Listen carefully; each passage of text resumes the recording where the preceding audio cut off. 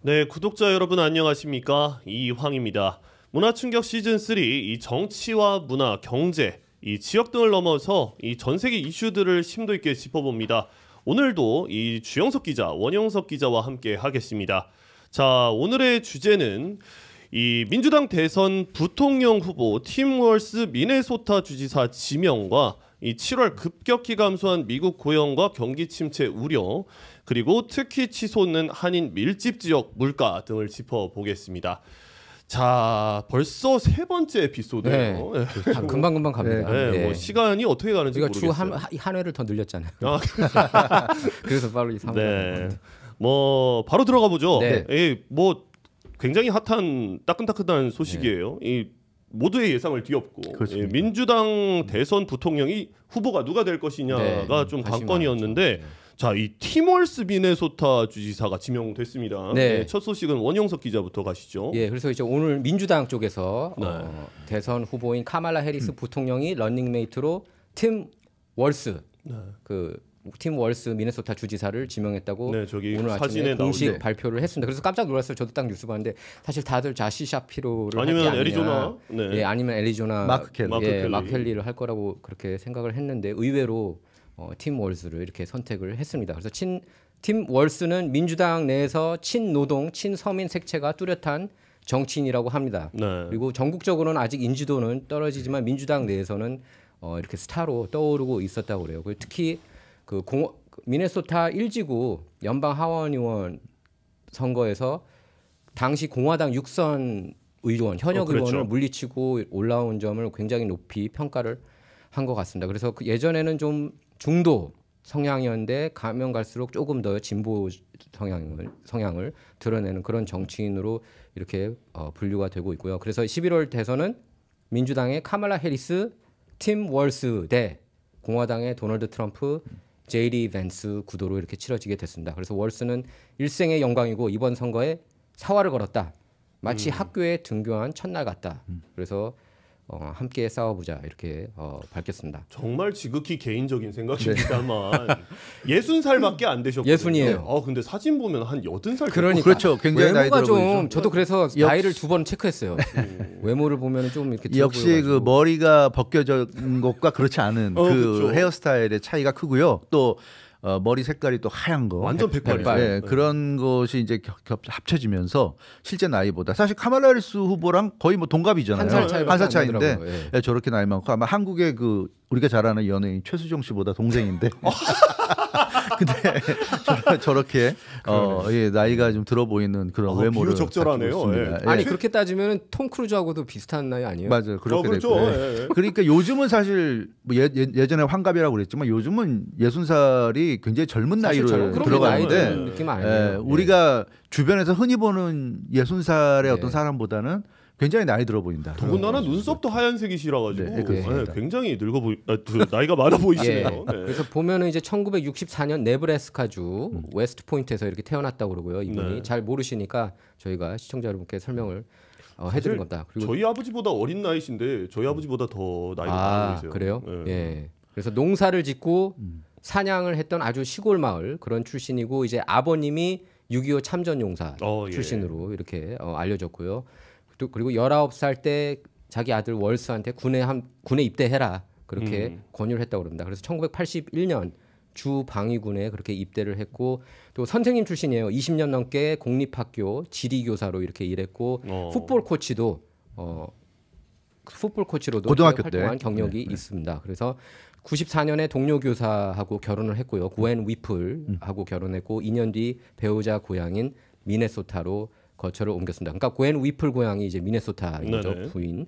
그래서 네브라스카 미네소타 주 방위군에서 도합 24년을 근무했고 2006년에 아까 제가 설명했지만 공화당 현역 의원을 물리치고 미네소타주 하원 의원 선거에서 출마해서 내리 6선을 했습니다. 그리고 2018년과 2022년에 주지사 선거에 출마해서 연달아서 승리를 했고요. 그래서 좀 그러면 정치적 색깔은 좀 어떻습니까? 아까 좀 진보적 색깔이 강하다고 원래는 중도 성향이 강했다고 그래요. 그래서 공화당 지역을 이렇게 이길 수가 있었고요. 근데 이제 좀 시간이 흐르면 흐를수록 좀 더 진보적인 그런 그 정책을 펼쳐왔고요. 그러니까 마리화나 기호용 마리화나 합법화 주지사 재임 중에 정책을 보면은 기호용 마리화나 합법화, 낙태권 보호, 뭐 낙태권 민주당원이니까 당연히 낙태권 보호했고요. 또 성소수자 보호 확대 이거는 조금 약간 논란이 지금 되고 있어요. 근데 그 미성년자들 성소수자 보호까지 확대, 그러니까 성전환자까지, 그리고 준해 학생 무상급식, 중산층 세금 감면, 근로자 유급 휴가 확대 이런 진보적인 정책을 관철시켜 왔습니다. 근데 인터뷰를 하는 거 제가 몇 개 봤는데 굉장히 이렇게 말을 재밌게 잘하더라고요. 그래서 이렇게 토론에서 좀 달변가였어요. 예, 제가 좀 느끼기로는. 그런 느낌을 받아요. 그래서 일부에서는 카말라 해리스, 사실 카말라 해리스가 그런 그 프리토크에는 좀 약하다는 비판을 많이 받아왔거든요. 맞아요. 그래서 카말라 해리스를 오히려 좀 가리게 하는 거 아니냐, 그런 우려의 목소리도 나오고 있대요. 당 내에서는, 민주당 내에서는. 근데 이제 이분을 뽑음으로써 펜실베니아주는 그럼 어떻게 하느냐? 지금 민주당하고 공화당이 다 펜실베니아주를 제일 노리고 좀 있거든요. 중요하죠. 펜실베니아를 먹는 후보가 이길 거다 이렇게 보고 있고, 저도 그렇게 생각을 해요. 그 정도로 이제 펜실베니아가 굉장히 중요하고, 펜실베니아를 이긴 후보들이 다 이겼거든요. 지금 보면 예전에 조지 W 부시도 그랬고, 바이든 대통령도 그랬고요. 예, 저기 오바마도 두 번 다 펜실베니아 이겼고, 트럼프도 이겼었고, 바이든이 또 지난번에 이겼고, 이번에도 제가 볼 때는 펜실베니아를 가져가는 그런 후보가 이길 것 같은데, 그래서 자시 샤피로를 선택할 가능성이 높다고 생각했는데, 강성 진보 진영에서 굉장히 반대했대요. 자시 샤피로가 너무 중도다. 그리고 특히 이제 이스라엘, 굉장히 친 이스라엘이고, 지금 사실 제가 볼 때는 이번 선택도 중동 전쟁 영향이 미치고 있다고 보거든요. 너무 친 이스라엘이고, 지금 이스라엘이 팔레스타인을 계속 이렇게 공격하고 있고, 많은 사람이 지금 인명 피해가 어마어마하지 않습니까? 지금 뭐 4만 명 이상 사망한 것으로 그렇게 알고 있는데, 어쨌든 이분 자시 샤피로 같은 경우에는, 펜실베니아 주지사 자시 샤피로 같은 경우에는 이스라엘 방위군 그 IDF 자원한 경력도 있어요. 네. 그래서 이게 결정적으로 이 사람은 안 된다. 지금 이 상황에서, 그러니까 친이스라엘, 또 남편이 유대인 아닙니까? 카말라 해리스는 남편이 유대인인데 부통령 후보도 또 유대인이야? 이 여론을 결국 못 이겨내고, 제가 볼 때는 그래서 이분을 선택한 것 같아요. 그렇다면은 예. 이번 지명 어떻게 보세요?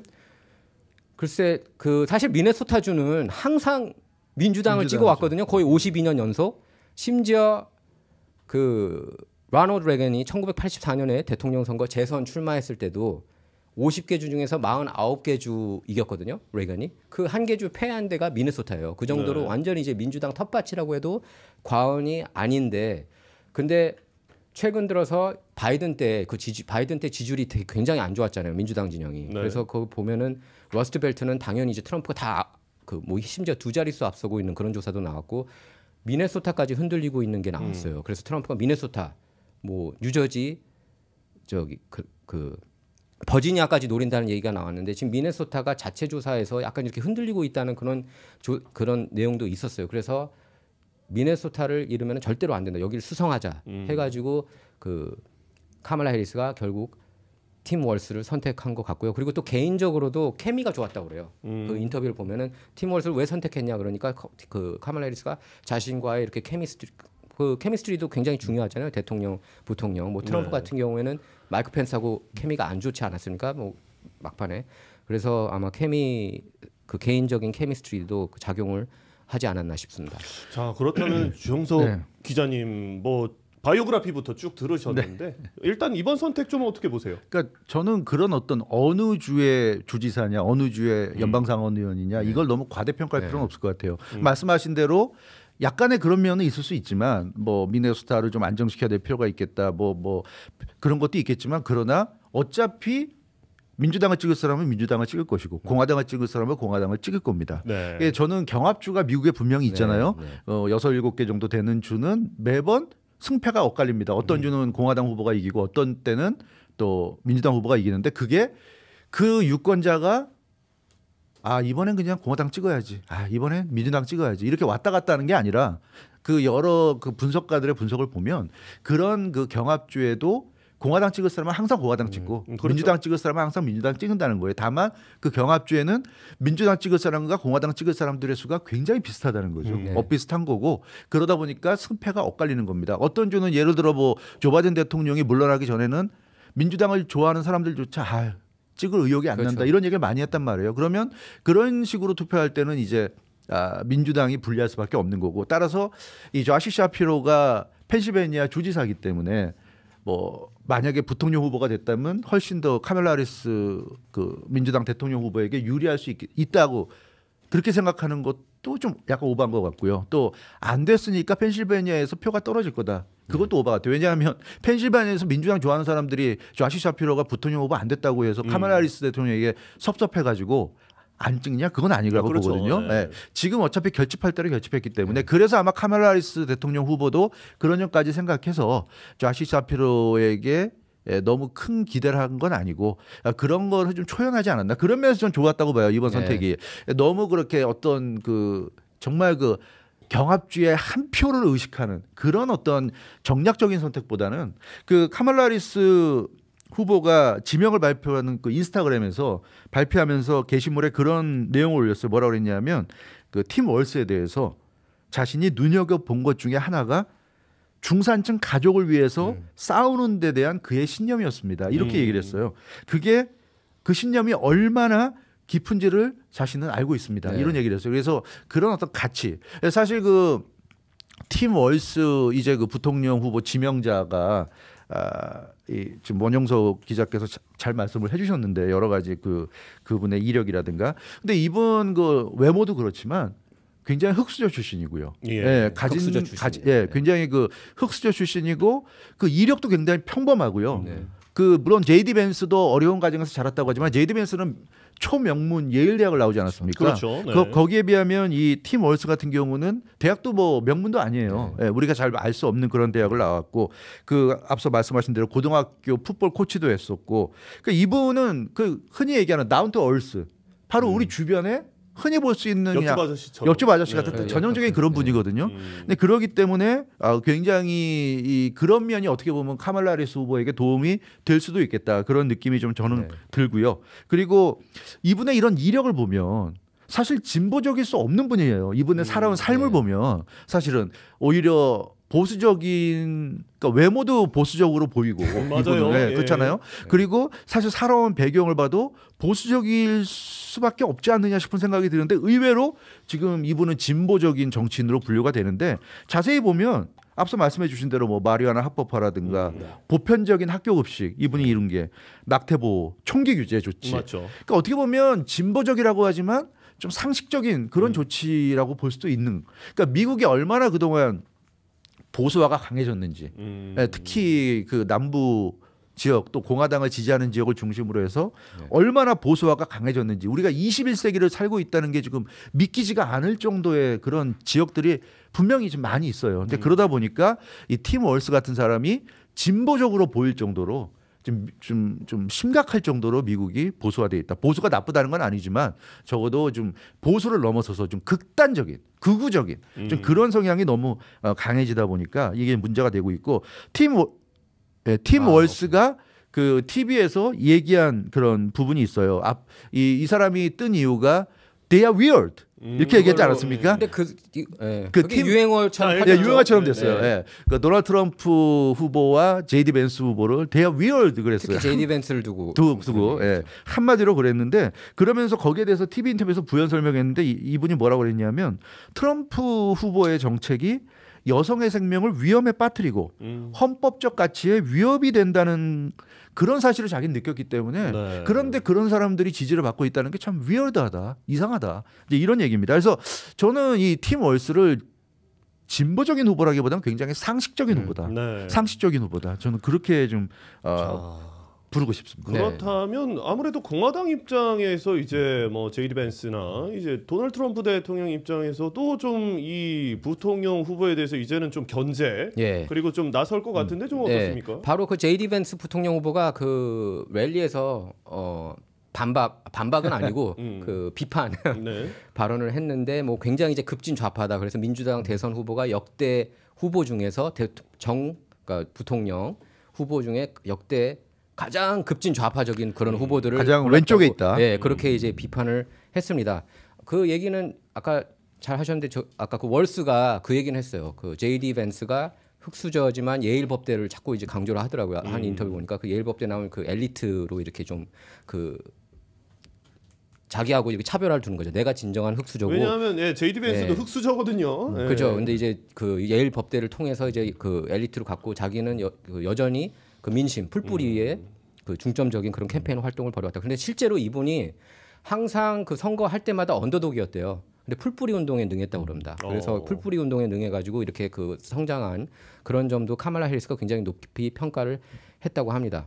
그래서 이제 그 예전하고 다른 게 전미 총기 협회의 총기 멤버였대요. 그래서 총기 옹호론자였어요. 이분이. 그러다가 2018년 그 플로리다 파클랜드 고등학교 총격 사건 이후 총기 규제로 이렇게 돌아섰습니다. 그러니까 그 예전에 중도였던 면모가 여기서 보이는 거죠. 그러다가 이제 그 진보적인 쪽으로 갔고요. 그 총기 규제에 있어서는.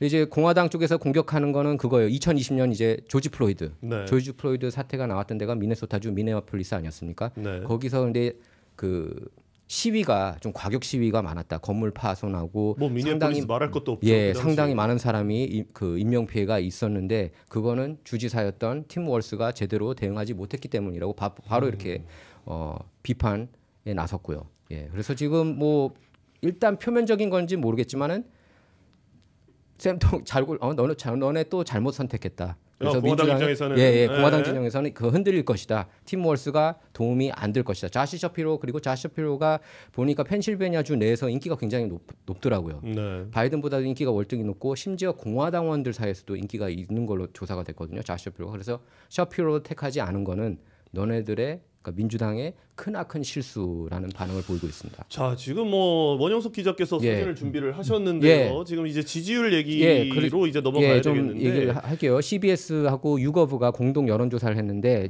지금 카말라 해리스가 트럼프보다 조금 앞서고 있는 그런 전국적으로 그 조사가 이제 나왔어요. 전국적으로 50대 49로 이렇게 앞섰고요. 네. 바이든 때는 밀렸었죠. 이 같은 조사에서.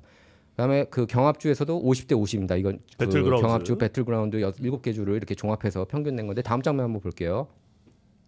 애리조나는 동률로 나왔고요. 조지아주에서는 트럼프가 3포인트, 네바다주에서는 트럼프가 줄곧 앞섰거든요. 뭐 네. 두 자릿수까지 앞서고 있는 걸로도 나왔는데 이번에는 다 따라잡았네요. 2포인트 밀린 걸로 나왔고 노스캐롤라이나는 지난번에 뭐 공화당이 이겼던 데죠. 3포인트로 앞서고요. 다음 장면 보겠습니다.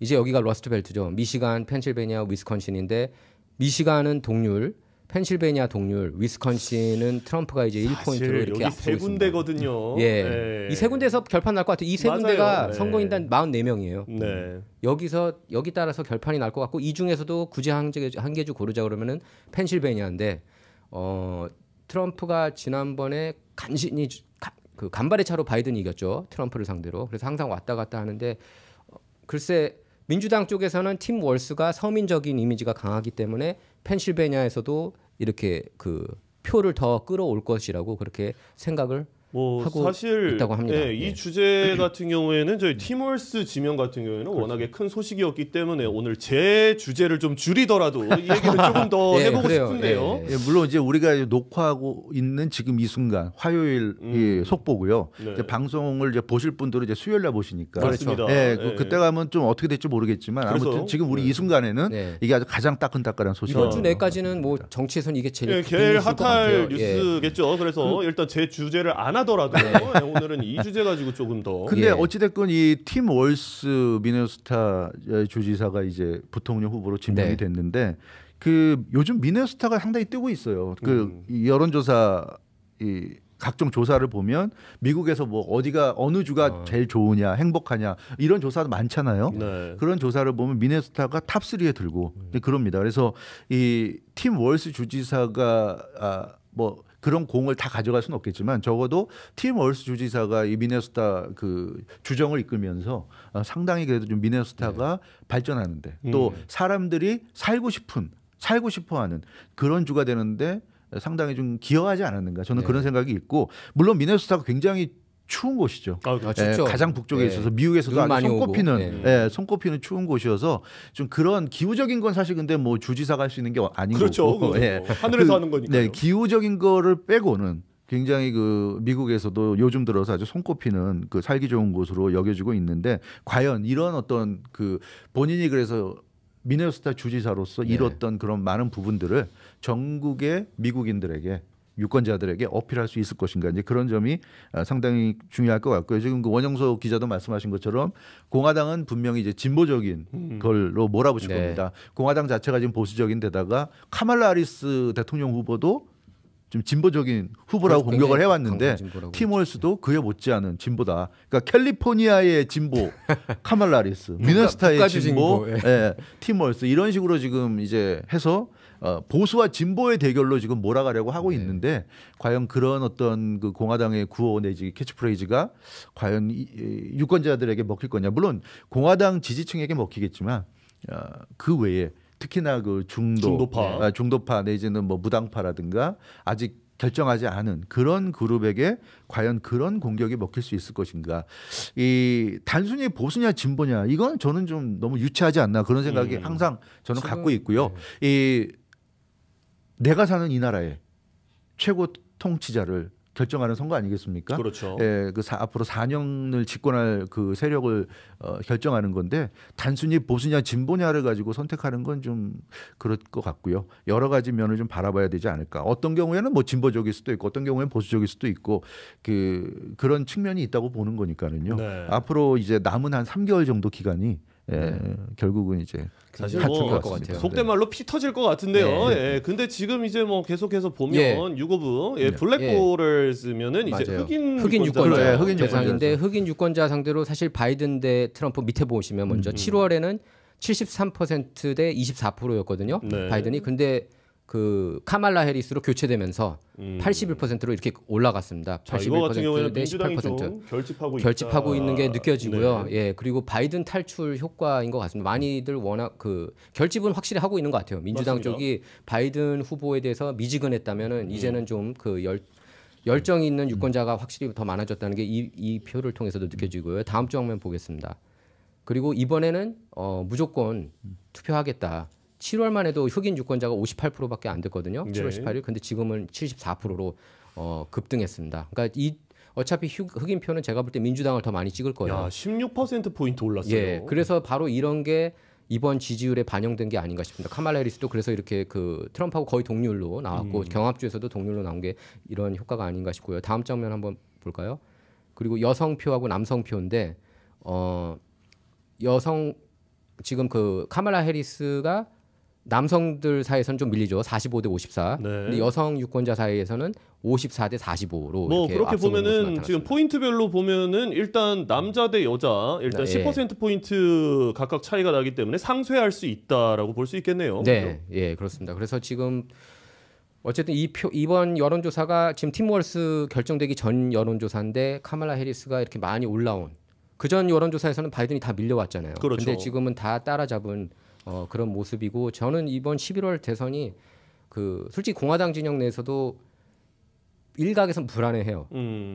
이게 카말라로 교체되면서 언론이 계속 지금 구글 서치에도 카말라 해리스에 대해서 부정적인 뉴스가 별로 안 그래도 그거 하나 질문 드리고 싶은데 이 공화당 입장에서 지금 좀 뭐 분열 아닌 분열이 일어나고 있다라는 얘기도 나와요. 사실 뭐 마이크 펜스 전 부통령 같은 경우에도 이 트럼프 지지하지 않겠다라고 대놓고 그랬죠. 그리고 애리조나 그 하원 의원이었나요? 거기서도 공화당의 의원이 카말라 해리스를 지지하겠다 했는데 좀 공화당 입장에서는 지금 좀 수세에 몰린 거 아닌가라는 생각도 드는데요. 그 심지어 카말라 해리스는 마이크 펜스 쪽에 그 지지도 지금 요청을 하고 있다고 그렇게 물밑작업을 하고 있다고 하는데 사실 공화당 내 트럼프라는 인물 자체가 제 주위를 봐도 여기 선출된 공화당원들 보면은 다 트럼프를 기본적으로 안 좋아해요. 공화당원이 아니라고도 생각을 많이 하고 아웃사이더고 그리고 이렇게 단숨에 백악관에 들어갔다는 것 자체에 대해서도 좀 기분 나빠하는 반응을 많이 보이시더라고요. 보니까 이런 아웃사이더가 어떻게 이렇게 그 주지사나 보통 이렇게 연방 하원 상원 거쳐가지고 해야 되는데 어떻게 이렇게 막바로 오냐 거기에 대한 반감이 여전히 있고 트럼프 그래도 이제 공화당이 트럼프당 사실상 됐다고 볼 수 있겠고요. 이제 니키 헤일리 쪽 진영도 지금 노리고 있대요. 그 카말라 해리스 쪽이 니키 헤일리가 솔직히 마지못해서 지지하지 않았습니까? 트럼프가 이제 피격된 직후 전당대회에서 그래서 그 일부는 그렇게 얘기를 해요. 제이디 벤스를 선택한 게 잘못됐다. 그래서 흔들리고 있다. 근데 이거는 메인스트림 주류 언론이 그렇게 흔들기에 나선 거다. 네네. 그리고 그 트럼프를 지지하는 진영에서는 제이디 벤스에 대한 그런 신념이 흔들리지 않았다라고 얘기를 하고 있고 또 다른 반면에서 이제 좀 기득권 진영에서는 제이디 벤스 잘못했겠다. 그 제이디 벤스가 특히 그 캣 레이디 그 혼자 사는 그 차일리스 캣 레이디 그렇게 해가지고 여성표 안 그래도 트럼프가 여성표는 약한데 거기에 그 설상가상으로 더 안 좋은 게 그 엎친 데 덮친 격으로 안 좋다라고 했는데 근데 저는 그 중에서 제이디 벤스밖에 선택할 카드가 없었다고 봐요. 트럼프가 그러니까 네. 선택을 잘못했다고 보진 않는데 어쨌든 그 공화당 기득권 진영에서 이제 과연 카말라를 택할 것이냐. 카말라가 지금 이제 지지 몇 명 이렇게 황 기자가 얘기했다시피 지지를 얻고 있고 마이크 펜스도 제가 볼 때 마이크 펜스가 근데 카말라 해리스를 지지하지는 않을 것 같아요. 카말라 해리스를 지지하지는 않을 것 같고. 근데 크게 흔들리는 것 같지는 않습니다. 제가 볼 때 지금은 이거는 그 트럼프 진영이 흔들렸다기보다는 카말라 쪽이 올라왔다. 저는 그렇게 보여요. 그러면 마치기 전에 양 두 분한테 좀 말씀드리고 싶은데 아까 원영석 기자께서 그렇게 짚으셨습니다. 지금 그 메인스트림 언론들이 흔들고 있다. 예, 이 판세를 흔들고 있다. 그러면은 이게 그 항상 이제 아까 극진 좌파라고 말씀을 하셨다면 극우 쪽에서 나오는 얘기는 아니 이거 뭐 언론 흔들기 아니냐라는 얘기가 나오거든요. 그럼 저희가 메인스트림 언론들은 믿을 수가 없는 겁니까? 어떤 겁니까? 그렇게 보긴 좀 어려울 것 같고요. 네. 물론 이제 뭐 메인스트림이 얘기하는 걸 100% 진실이다 이렇게 맹신해서는 안 되겠지만 네. 그러나 그렇다고 해서 또 그런 또 부정적인 스탠스를 가지고 메인스트림이 보도하는 건 다 문제가 있다. 저거는 뭔가 쟤네들의 어떤 정치적인 어떤 전략이 숨어 있고 뒤에 어떤 배경이 있다. 이렇게 음모론적으로 접근하는 것도 좀 문제가 있다고 보고요. 예. 그냥 정상적으로 바라보고 판단하면 됩니다. 모든 언론이 문제가 있을 수 있다. 그리고 이 카말라 해리스 부통령이 지금 이렇게 부상하는 이유가 메인스트림 언론 때문이다. 전 그건 좀 동의하기 어려운 게 우리가 2016년에 이미 경험했잖아요. 그때 정말 CNN을 비롯해 모든 유력한 뭐 뉴욕타임즈 모든 메이저 언론들이 전부 다 힐러리 클린턴을 열광적으로 지지했어요. 네. 그런데 어떻게 됐어요? 졌죠. 물론 힐러리가 진 것도 있지만 메인스트림의 언론들이 그렇게 푸시했음에도 불구하고 안 됐죠. 일반인들의 그 SNS 뭐 트위터 그 당시 트위터라든가 이런 데 보면 트럼프 대통령으로 넘쳐났어요. 그러니까 아무리 메인스트림이 푸시를 해도 이슈화가 안 되는 사람은 안 되는 겁니다. 알겠습니다. 그건 안 되는 거예요. 카말라 해리스가 지금 이렇게 쫓아오고 이렇게 카말라 해리스 밈까지 지금 유행이 되고 있잖아요. 그럼 본인의 상품성이고 어찌됐건 본인이 여러 가지 노력을 해서 이렇게 뜨고 있다는 거지.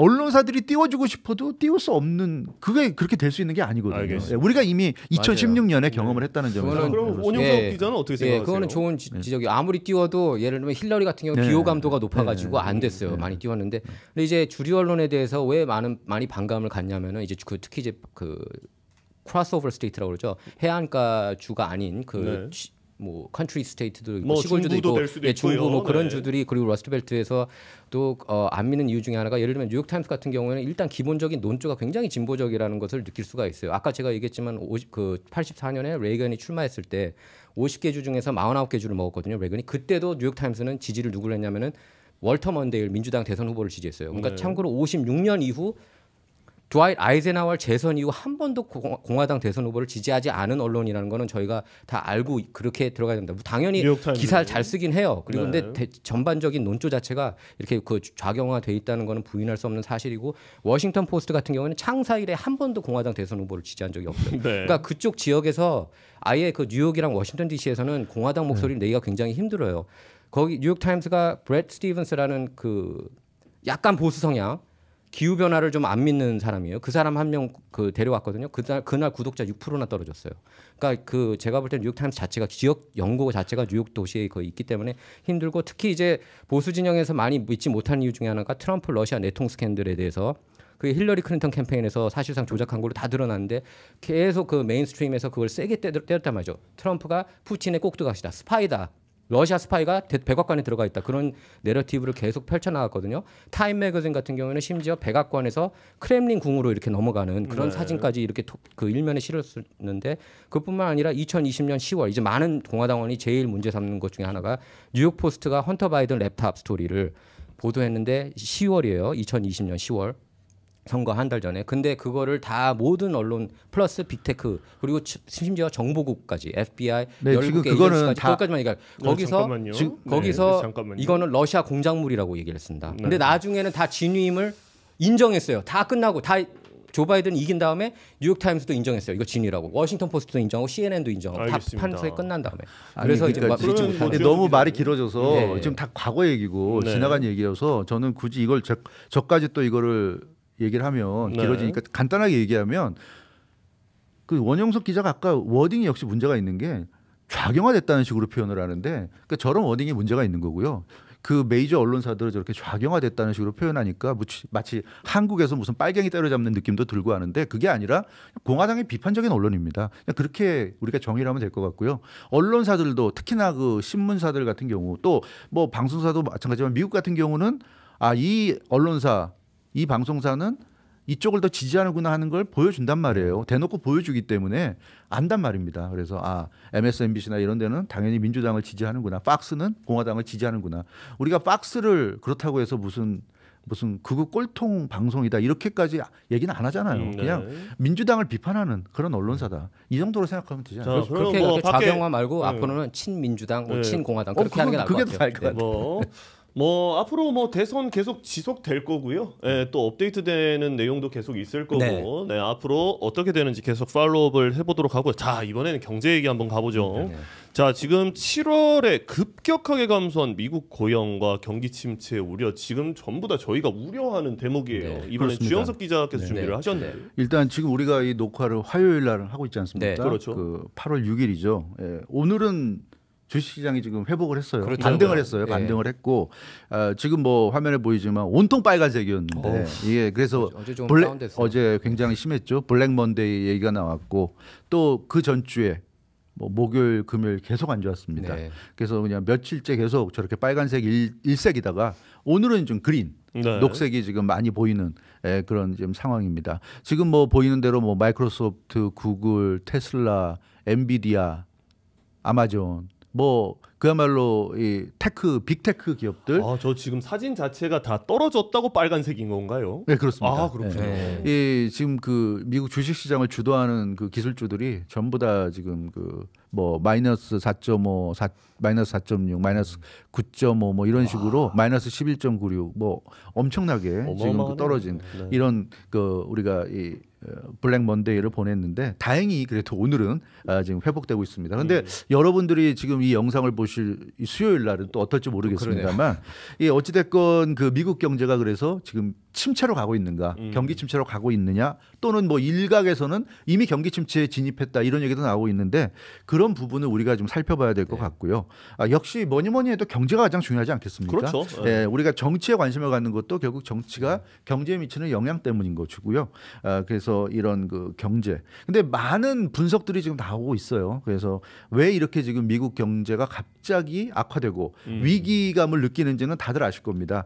고용 지표가 상당히 안 좋게 나왔고 제조업 지수도 굉장히 좀 좋지 않고 그러니까 여러 가지 그 각종 경제 데이터들이 투자자들을 지금 불안하게 만들고 있고 그러다 보니까 시장이 지금 혼란에 빠졌고 미국 전체가 이런 고용 지표라든가 이런 각종 경제 지표가 결국은 지금 현재 미국 경제의 상황을 보여주는 거잖아요. 네, 그렇죠. 미국 경제가 얼마나 건강한지를 보여주는 건데 상당히 건강이 좋지 않다. 그러니까 우리 같은 사람으로 치면 건강 검진을 받았는데 건강 검진 결과가 굉장히 안 좋게 나온 겁니다. 겉모습만 좋더라. 네, 그래서 지금 상당히 지금 그 위기 의식에 지금 빠져 있는데 과연 이 미국 경제가 어떻게 될 것인가?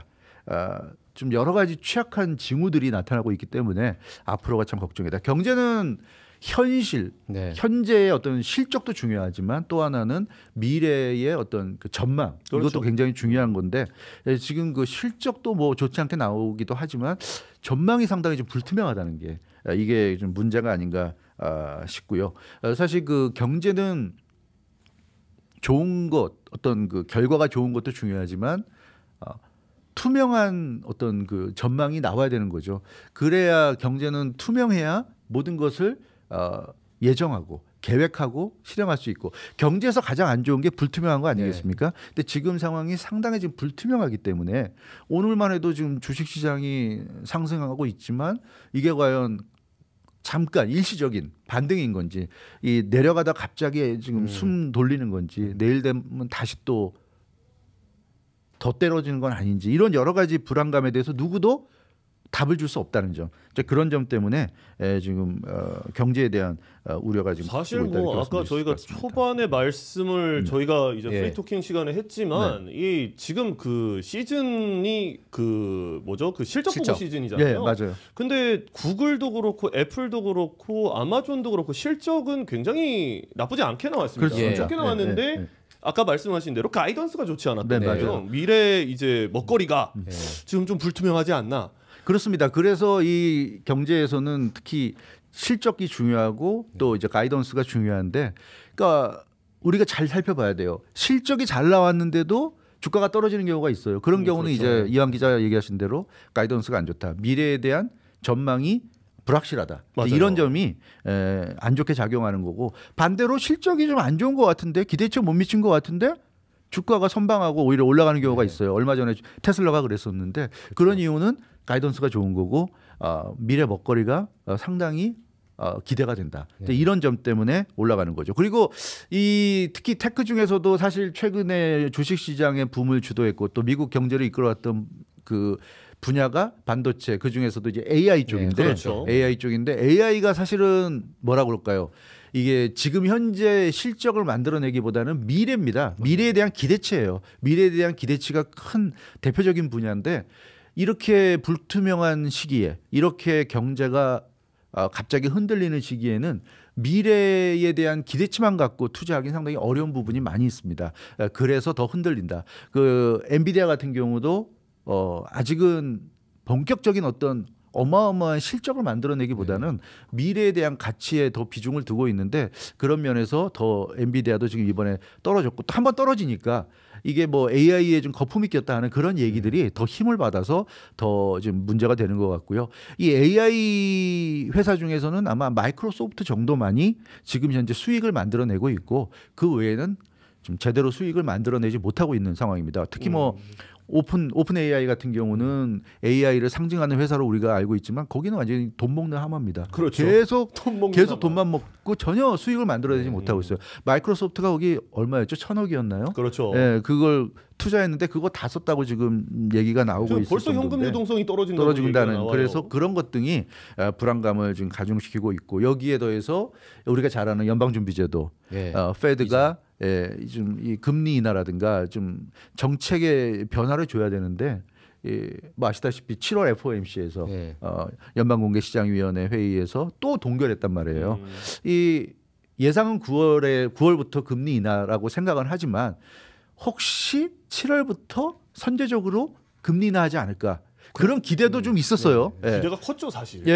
그랬다면은 아마 시장 분위기도 상당히 달랐을 것 같은데, 역시 연준은 그냥 안전한 길을 택한 것 같습니다. 그게 어떻게 보면 상당히 크게 실망으로 작용했고, 이런 위기감을 더 조성시킨 게 아닌가. 사실 그게 안전한 방향인지 저는 사실 동의는 하지는 않거든요. FOMC 사실 선제적으로 금리 인하를 했으면은 이 미국 시장이 파탄이 나니까 이 코스피, 코스닥, 그러니까 한국 증시도 그랬고 일본 증시도 그랬고 홍콩 지수도 그랬고요.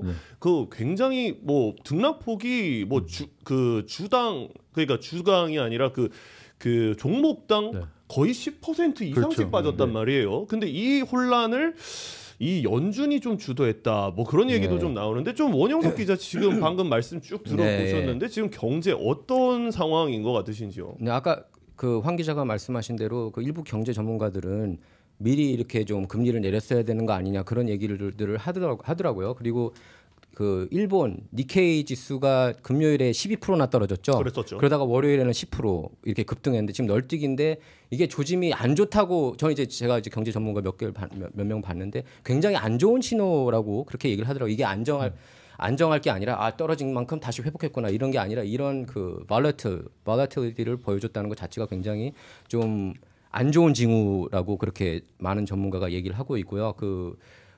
특히 이제 또 워런 버핏, 우리가 얘기하는 투자의 귀재 워런 버핏이 사실 애플 주식을 굉장히 많이 보유했는데 지난 2쿼터 분기 동안에 절반이나 이렇게 해결했는데, 사람들이 이제 그러는 거예요. 도대체 우리 일반인이 모르는 뭔가를 알고 있다, 워런 버핏은. 왜 이 사람이 보통 믿으면은 롱텀으로 가져가지 않습니까? 뭐 코카콜라든 뭐 맥도날드 이런 주식들을 굉장히 오랫동안 보유하는 걸 그런 투자의 귀재로 유명한데 애플에 대한 신뢰도 항상 이렇게 높았는데 왜 절반이나 팔았다? 이거는 그 위험 신호다. 사실 이걸 보고서 그렇게 얘기를 오래 하고 갖고 있고요. 계셨죠. 예, 애플도 오래 갖고 있었죠. 사실 일반 우리 그 단타쟁이들에 비하면은 그리고 워런 버핏은 입만 열면 애플 칭찬했어요. 맞아요. 정말 좋은 주식이라고. 예. 근데 이렇게 알고 봤더니 반이나 팔아먹었다. 그러니까. 예, 이건 굉장한 충격으로 좀 다가올 수 그리고 있는 여기에 대해서 아직 부분이긴 합니다. 자기가 설명 안 한 걸로 알고 있습니다. 지금 워런 딱히 버핏이. 설명 안 했어요. 왜 이거 절반이나 팔았는지. 그러니까 이거는 분명히 무슨 이상 신호라고 그렇게 많이들 받아들여지고 있고 그 중국이 그 예정된 그 수치보다 금을 50톤이나 더 샀다고 그러더라고요.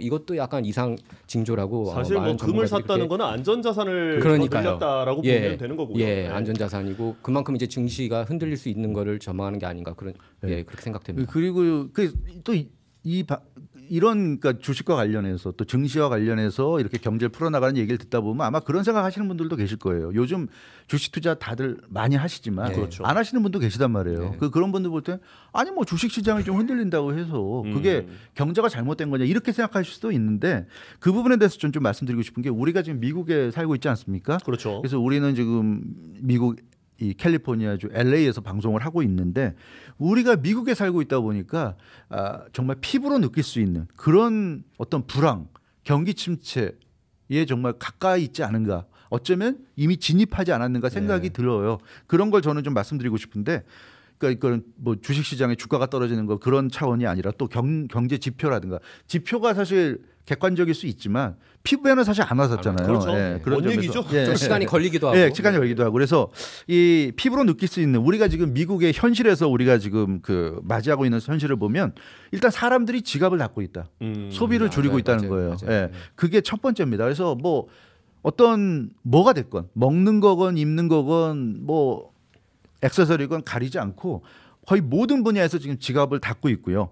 점심에 식당 가서 점심 식사하는 분들이 굉장히 많이 줄었어요. 지금 갈수록 줄어들고 있다. 식당이 텅텅 아니 비었더라고요. 지난주에 갔는데 딱 2테이블밖에 없었는데 그게 큰 식당이었는데. 그렇죠. 그래서 그런 그 사람들이 어떻게 먹느냐 다 도시락을 싸갖고 다닙니다. 예전에는 잘 볼 수 없었던 풍경인데 요즘은 아주 흔하게 볼 수 있어요. 도시락을 가지고 회사에 나와서 점심시간이 되면 도시락을 까먹는 분들이 많고 집이 회사와 가까운 분들은 점심시간에 집에 가서 식사하고 다시 이제 회사 나오는 이런 모습들. 그래서 그만큼 식당 가서 점심 식사 한 끼 사 먹는 것도 굉장히 부담스럽다는 거예요. 사실 뭐 동료 직장 그인들도 보면 방금 말씀하셨는데 집이 가까우면 차도 그냥 집에다가 대놓고 안 움직이고 맞아요. 차도 안 움직이고 그만큼 이제 기름값도 아껴야 되니까요. 그리고 우리가 마켓이나 패스트푸드점에 가도 느낄 수 있는 게 일단 직원들 숫자가 많이 줄었습니다. 종업원들 숫자가.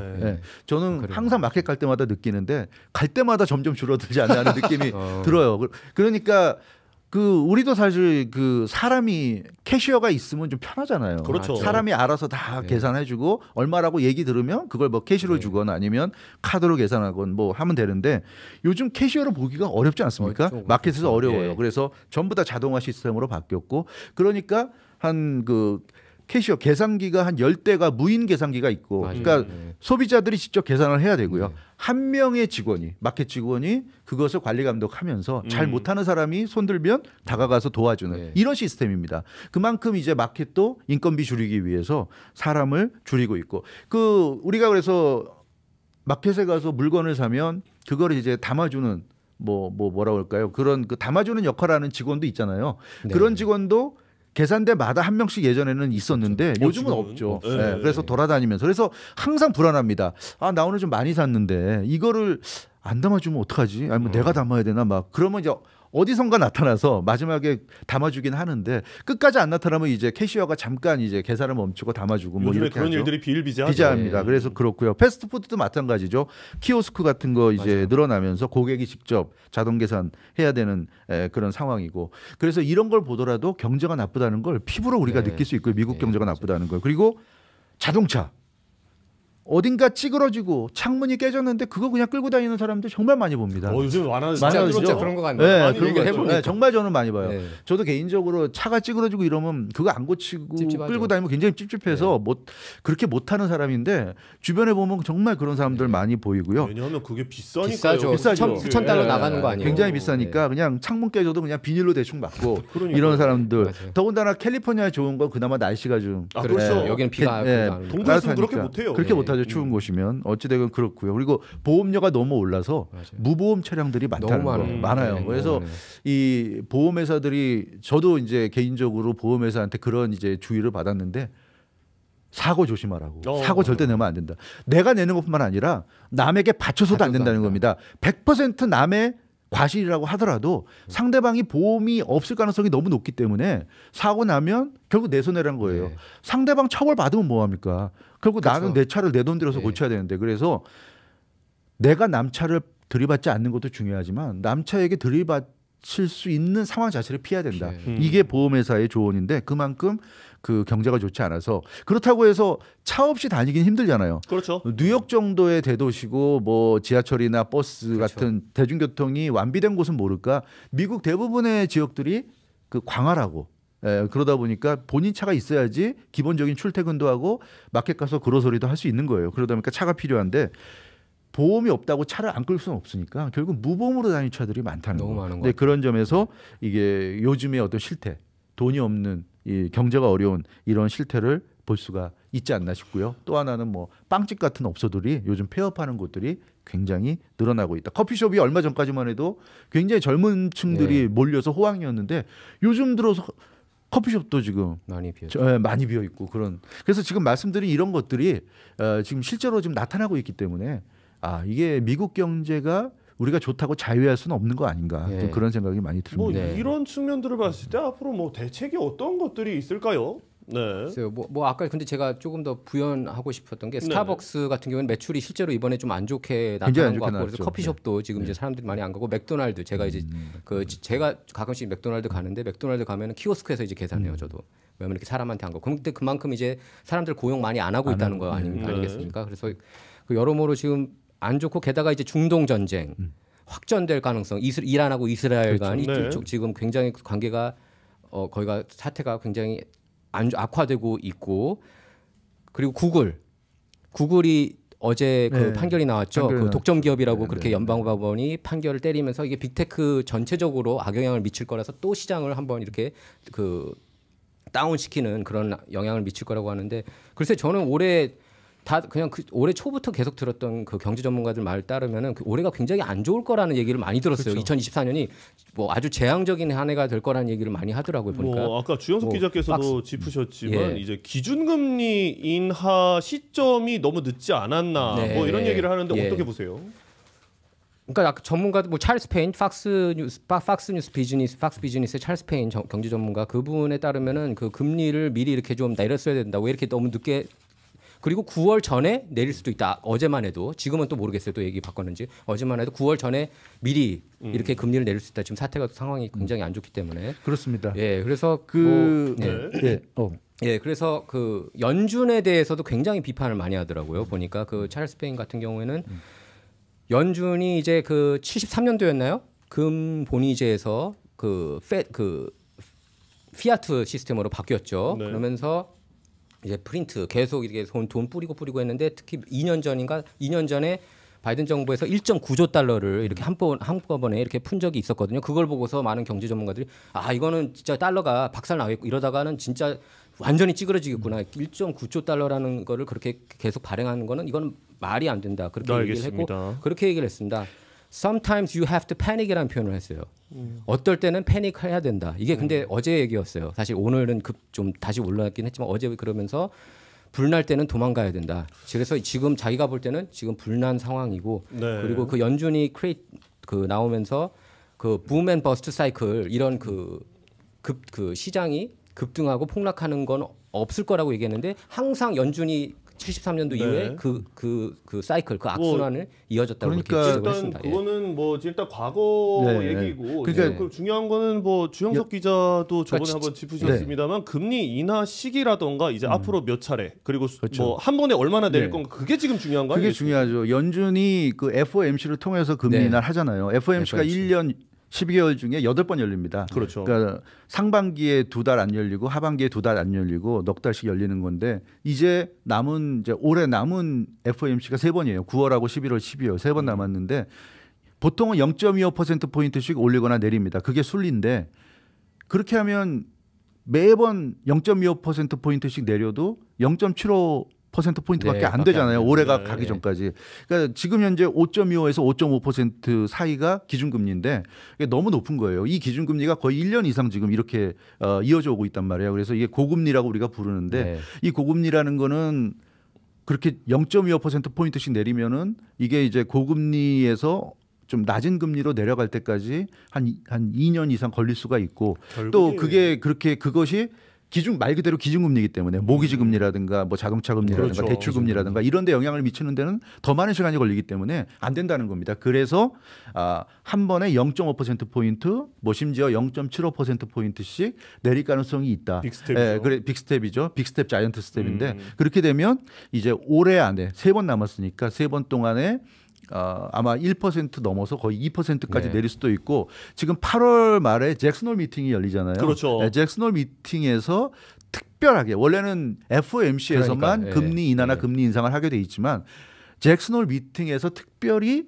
금리 인하 조치를 단행할 수도 있다 하는 예측도 나오고 있어요. 이건 어디까지나 예측이니까 뭐 확신할 수는 없는 거지만 그래서 연준이 좀 서둘러야 될 것 같고 서둘릴 수밖에 없지 않느냐 싶은데 문제는 연준의 기능이 크게 2가지입니다. 하나는 이제 물가와의 전쟁, 물가가 높을 때 물가를 상대로 싸우는 거고요. 또 하나는 경기 침체 방어거든요. 경기 침체 방어인데 물가에 대처하는 것도 좀 늦었잖아요. 2022년부터 경고음이 있었는데 제롬 파월 의장이 괜찮다 하더니 결국 너무 높게 올라가니까 뒤늦게 자이언트 스텝 계속 밟았고 이번에도 사실 그 경기 침체가 올 수 있다 했는데 괜찮다고 하더니 결국 7월부터라도 좀 단행했어야 되는데 결국 7월을 동결시키더니 지금 늦었다. 그래서 연준이 좀 한 발짝씩 늦게 대응하고 있지 않은가. 근데 이런 점이 좀 아쉬운 점이 있는 것 같습니다. 그러니까 이게 한 발짝씩 늦으니까 이게 국가적인 금리 인상 얘기였지만 좀 더 좁혀서 저희 일상으로 들어가 보면 이제 제가 뭐 준비했던 내용인데 이 방금 말씀하셨던 게 지금 타이밍이 자꾸 늦으니까 이게 지역 경제 금리 자체도 높아진 상태에서 저희가 이제 피부로 와닿는 것들이죠. 지금 워싱턴 수도권만 전국 평균 같은 반면에 댈러스나 호놀룰루는 이미 5% 이상 높아져 있고요. 그리고 샌프란시스코와 시애틀, 뉴욕 그리고 LA 등은 4% 안팎을 기록을 하고 있다. 이 얘기가 뭐냐면 말 그대로 4에서 5%지만 지금 저희가 피부로 느끼는 건 10%에서 15%가 될 수 있다는 거예요. 저기 사진에 나오면 일단 지금 biggest inflation problem 그러니까 최악의 인플레이션. 그러니까 인플레이션이 문제가 최고로 되는 지역이 디트로이트 그리고 그다음이 댈러스 그리고 호놀룰루, 샌프란시스코, 시애틀 뭐 이런 순인데 뭐 LA도 그 아까 비슷한 수준에 있고요. 북가주 저기 샌프란시스코도 있네요. 지금 사실 뭐 방금 말씀하셨습니다만 타이밍이 늦다 보니까 이게 뭐 아시겠지만 FOMC 저희가 항상 이제 주식을 하는 사람들은 FOMC에 굉장히 집중을 하고 있지 않습니까? 코로나19 당시에 금리 올린다고 그랬을 때 저희 얼마나 긴장을 했으면 그때는 정말 팍팍 올렸거든요. 뭐 빅스텝이다, 뭐 자이언트 스텝이다 그래가지고 갑자기 막 1.25 뭐 이렇게 올리더니 지금 그때도 이거 너무 타이밍이 늦는 거 아니냐 아까 주영석 기자가 말씀하신 대로 그래서 저희는 이번에 더 이제 경기 침체가 오기 전에 한번 내리고 보자였는데 결국에 연준은 안 내렸단 말입니다. 그랬더니 지금 결과적으로 뭔 얘기라고 아까 뭐 그렇게 말씀을 하시는데 사실 금리 자체가 중앙정부에서 금리를 올리게 되면 저희한테 피부로 와닿는데 정말 2, 3년 걸려요. 근데 금리를 올리고 나서 2, 3년 됐는데 지금 마트 가보십시오. 제가 아까 일하면서 제가 달걀 한 판 말씀드리지 않았습니까? 달걀 한 판이 예전에 399였습니다. 지금 달걀 한 판 10불이에요. 한 판에? 한 판에. 그러면은 그러니까 큰 거 한 판 말고 작은 거 한 판. 아니 큰 거 한 판. 큰 거 한 판에. 30 개인가요? 30개. 들어 있는 거. 거. 그게 지금 방금 말씀드렸듯이 뭐 수치로는 4에서 뭐 5% 올랐다는데 피부적으로 와닿는 거는 10에서 15% 그쵸. 올랐다. 네. 그리고 뭐 아까 자동차 보험 말씀하시지 않았습니까? 제가 그거 가지고 굉장히 얼마 전에 격분을 했는데 저도 올라서 차 보험이 10에서 많게는 30%가 올랐어요. 그렇게 보험이 굉장히 많이 올라가지고 아까 얘기했다시피 무보험자가 굉장히 그렇죠, 많아요. 많았고요. 그리고 이제 문제가 뭐냐면 기준금리가 이렇게 5.5까지 지금 오른 상태잖아요. 이걸 이제 금리 인하를 단행해서 내릴 텐데 내리면 은행이나 이런 데서 자기들한테 유리한 거 먼저 내립니다. 예를 그렇죠. 들어서 예금 이자 같은 거, 뭐 CD 이자 이런 거는 바로 내릴 거예요. 바로 내리고 자기들한테 좀 유리한 유리하게 이자가 높을수록 유리한 것들, 뭐 대출 이자라든가 그렇죠. 모기지라든가 이런 거는 천천히 론이라던가. 내려가겠죠. 자동차 론 이자. 그래서 더 소비자들 입장에서는 괴로울 수밖에 없는 거고요. 힘들 수밖에 없다. 따라서 연준이 어찌됐건 그 9월부터 금리 인하는 뭐 기정사실이고 지금 뭐 시카고 상품거래소에서도 0.5% 포인트를 9월에 인하할 가능성이라고 지금 예측하는 게 70% 이상이 지금 나오고 있죠. 굉장히 높게 예측하고 있습니다. 그래서 일반적인 스텝은 아니고 빅스텝으로 갈 가능성이 높고 어쩌면 그때 상황에 따라서는 자이언트 스텝까지도 예상할 수 있다. 뭐 이렇게 보여지는데 0.75까지 가는 그러니까 0.25가 아니고 이번 9월에 0.5나 0.5나 0.75까지도 볼 수 있지 않나 저는 그렇게 지금 예상을 하고 있고요. 그만큼 경제가 어찌됐건 지금 좋지 않은 것은 사실인 것 같아요. 미국이 그동안 그 세계 다른 나라 모든 경제가 나쁘다고 했는데 미국 경제만 좋다고 그랬잖아요. 근데 결국 그게 이제 와서 보니까 좋은 건 아니다. 지금 미국 경제도 상당히 안 좋다. 그래서 연준도 0.25% 포인트를 낮추는 그렇게 한가하게 갈 수 있지 않은 상황이다. 이렇게 볼 수 있을 것 같고요. 그런 면에서 빅스텝이 또 자이언트 스텝이 필요하고 또 하나는 뭐냐면 연준 말고 세계 각국의 중앙은행들이 있잖아요. 그렇죠. 그런 세계 각국 중앙은행들이 다 지금 인하하고 있어요. 이미 인하에 들어갔습니다. 한국은행도 그랬었고요. 그렇죠. 저기만 올린 거죠, 일본만. 일본 중앙은행만 올렸죠. 그 연준만 지금 계속 동결을 유지하고 있는데 상당히 지금 속도가 느리기 때문에 미국만 이렇게 계속 느리게 갈 수는 없다. 그리고 그 인플레이션에 대한 걱정 때문인데 어찌됐건 2%대까지 진입을 했잖아요 지금. 그렇죠. 3%대 밑으로 내려갔단 말이에요. 그런 면에서 이제는 인플레이션 걱정 때문에 함부로 못 내리겠다는 거는 정말 변명일 수밖에 없는 거고 연준도 이제는 인플레이션에 대한 걱정보다는 경기 침체를 방어해야 하는 쪽에 더 무게를 둘 수밖에 없는 게 지금 현실인 것 같다. 그런 점에서 9월부터 최소한 0.5% 포인트 내리는 건 거의 좀 유력하지 않은가.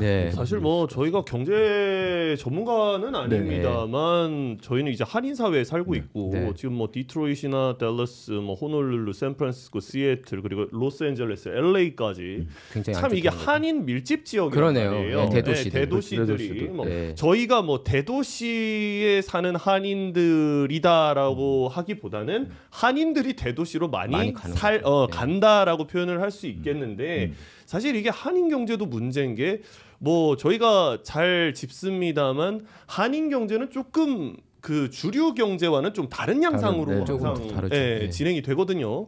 그렇기 때문에 주류 경제가 나빠지면 아니면 주류 경제에서 어떤 영향이 있다라고 얘기를 했을 때 한인 경제에 오는 파급력은 6개월 뒤 또는 1년 뒤에 늦게 오기 때문에 다른 전반적인 분야보다는 조금 타격이 늦게 와서 더 늦게 회복이 되는 경우가 많단 말이에요.